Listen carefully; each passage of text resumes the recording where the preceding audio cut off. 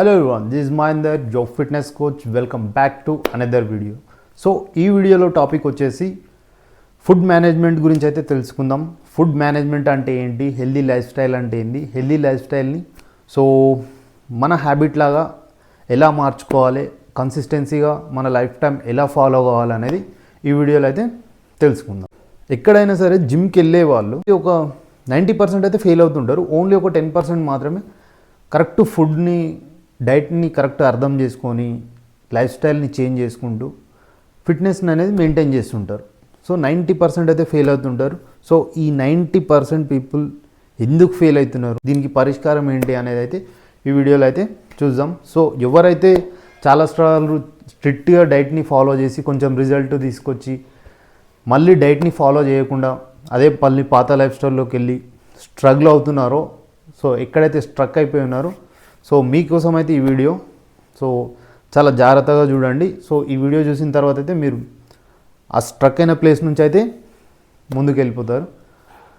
So ముందుగా 90% ఎవరైతే fail అవుతున్నారో, సో మీ మైండ్ సెట్ ఎలా ఉంటుంది అంటే, జిమ్ స్టార్ట్ చేసే ముందు మీకు ఏదో ఒక ఫిట్నెస్ గోల్ అయితే ఉంటుంది, వెయిట్ లాస్ కానీ వెయిట్ గెయిన్ కానీ.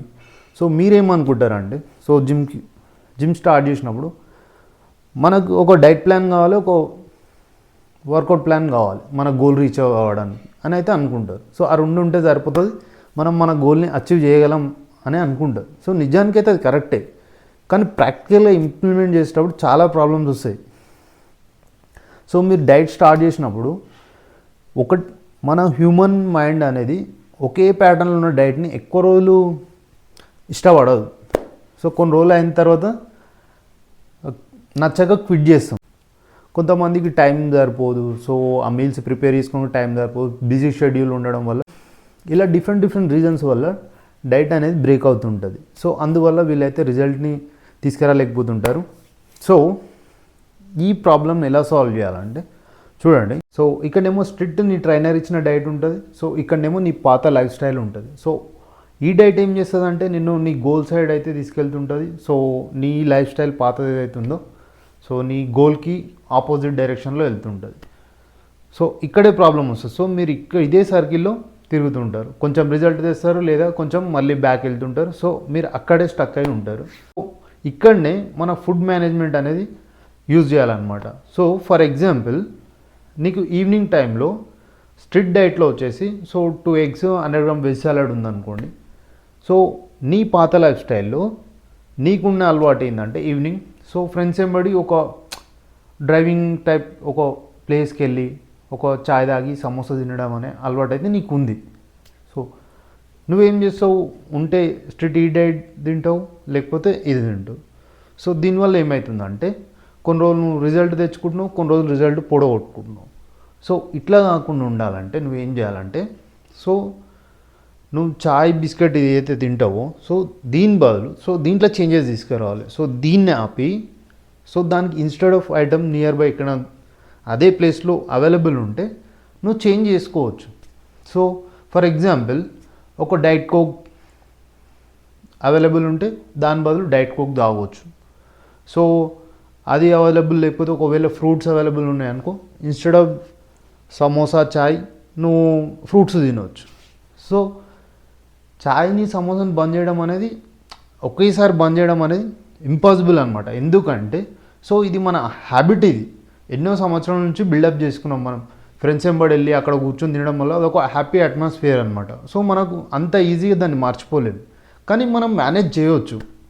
సో ఏం చేయాలంటే మనం ఒక 10 times ఆ ఏరియాకి వెళ్ళినాం అనుకో, సో ఆ అట్మాస్ఫియర్లోకి వెళ్ళినాం అనుకో, సో అట్లీస్ట్ నువ్వు ఒక 6-7 times అన్నా సో ఆ చాయ్ సమోసాను వదిలేసి నువ్వు వేరే ఫుడ్, హెల్దీ ఫుడ్ ఐటమ్ ఏమైతే అవైలబుల్ ఉన్నాయో సో అవి తినడానికి ట్రై చేస్తూ ఉండాలి. ఎప్పుడైతే హెవీ క్రేవింగ్స్ వచ్చి ఇంకా కంట్రోల్ అవ్వదో ఆ టైంలో మాత్రం మళ్ళీ తినొచ్చు. సో ఇలా మేనేజ్ చేయాలి. దీన్నే ఫుడ్ మేనేజ్మెంట్ అంటారు. సో ఇది చాలా ఇంపార్టెంట్. నేను ఇక్కడ సింపుల్ ఒక ఎగ్జాంపుల్ తీసుకొని మీకైతే ఎక్స్ప్లెయిన్ చేయడం జరిగింది, ఒక్క మీల్.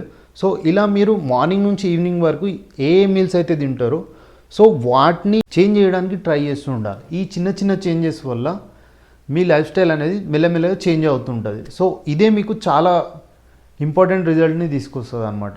నువ్వు స్ట్రిక్ట్ డైట్ చెయ్యకపో, కానీ నీ లైఫ్ స్టైల్ ఏదైతే ఉందో దీని మీద వర్క్ చేయడం అనేది చాలా ఇంపార్టెంట్. సో ఇదే నీకు చాలా రిజల్ట్ని తీసుకొస్తుంది. సో నువ్వు ఎప్పుడైతే స్ట్రిక్ట్ డైట్ చేస్తూ నీ లైఫ్ స్టైల్ని కొంచెం కొంచెం చేంజ్ చేసుకుంటావో, నువ్వు స్ట్రిక్ట్ డైట్ ఎప్పుడైతే ఒక కంటిన్యూస్గా 2-3 మంత్స్ చేస్తావో ఒక 10 kgs 8 kgs తగ్గుతావో, సో ఈ లైఫ్ స్టైల్ని కొంచెం మీరు చేంజ్ చేయడం వల్ల ఏమవుతుంది అంటే, మీరు ఎప్పుడైతే కొంచెం రిజల్ట్ని అయితే అచీవ్ చేస్తారో అది అక్కడ హోల్డ్ అయి ఉంటుంది.